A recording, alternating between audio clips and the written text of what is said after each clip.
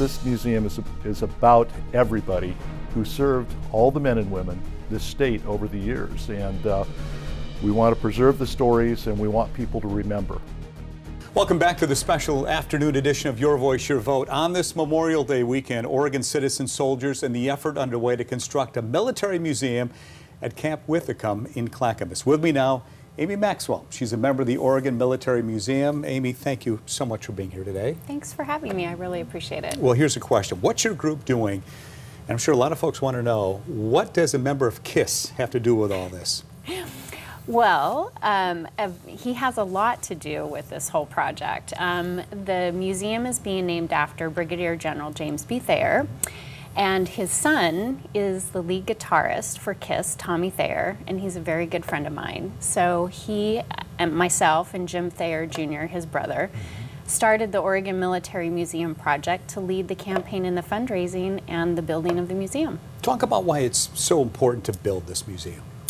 Oh, I mean, I actually have, since I started on the project and working with it over the last 4 years, I have learned so much about different things that individuals have done that are Oregon residents that, you know, they contributed to, you know, our military, to our nation, you know, different things. It's, you know, so just cultivating those stories and being able to share them with the general population is, you know, first and foremost, but the educational piece and future generations and, you know, just, and as we're losing these people, the stories also get lost. You know, sometimes the families have the stories or they try to, you know, maintain the information, but when you lose the people, you actually lose the full story.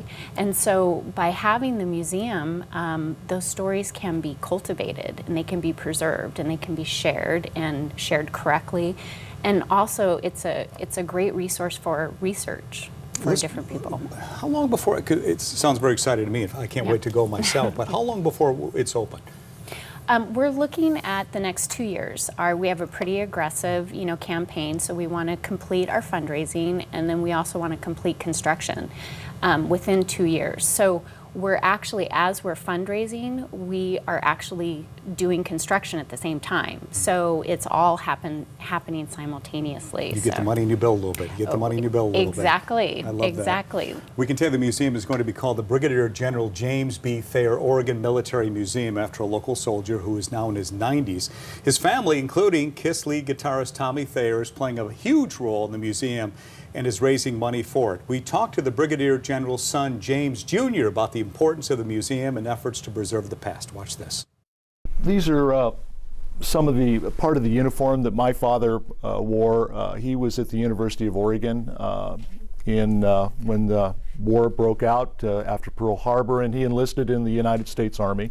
He was sent to Europe and commanded a mine platoon in Germany. He and his sergeant, 16 brave young men, moved across Germany, and basically in the latter days of the war, in May 4th, I believe, 1945, they came upon a place that probably no human being should have to bear witness to.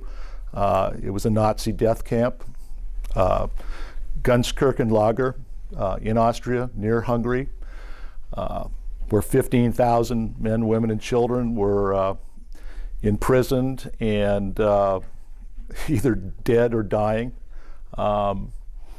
They came to this place, and I would say probably at that point they definitely knew why we were there and why they were fighting. Really quite an impressive story, no question about it. I understand that the Brigadier General Thayer didn't actually want the museum named after him? He's very humble, and yeah, every so often that you know, kind of, he's like, oh, there's so many people that have done some extraordinary things, and I'm just, you know, one person. So yes, but I can tell you, he has a very special place in my heart, and he's an extraordinary man, and he deserves this honor immensely. I want to talk about some of the other artifacts you have at the museum now. Can you tell us about that, Amy? Oh, we have so many different artifacts. I mean, right now they're all mothballed and being protected during construction.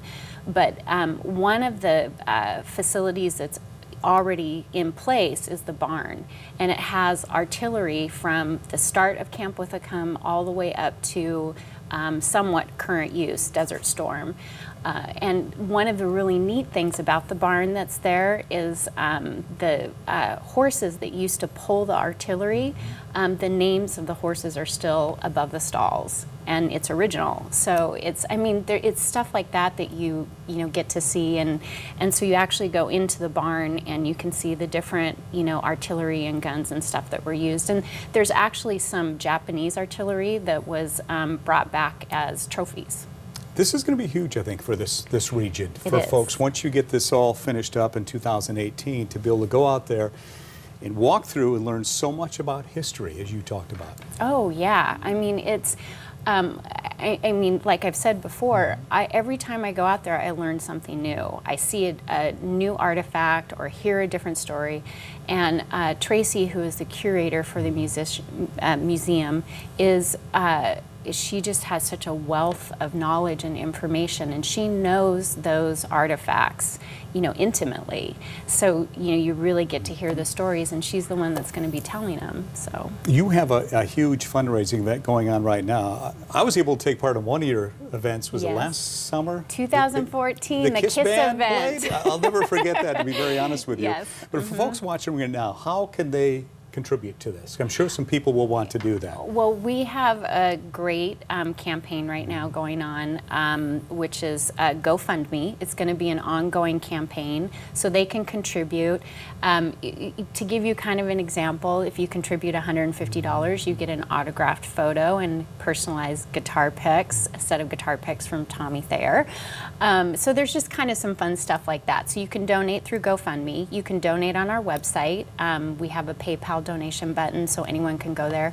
You can mail checks to us, or this weekend we are partnering with Zupans, and we're doing a really extraordinary promotion with them where 2% of their sales for the entire weekend over Memorial Day are going to go to the museum and the cause. So we really appreciate that. So if people just want to go and buy stuff for their barbecue, go to Zupans, because that's going to help us out. That will be the place to go. And any more big concerts with Kiss coming up? Come on, Amy, won't you make that happen?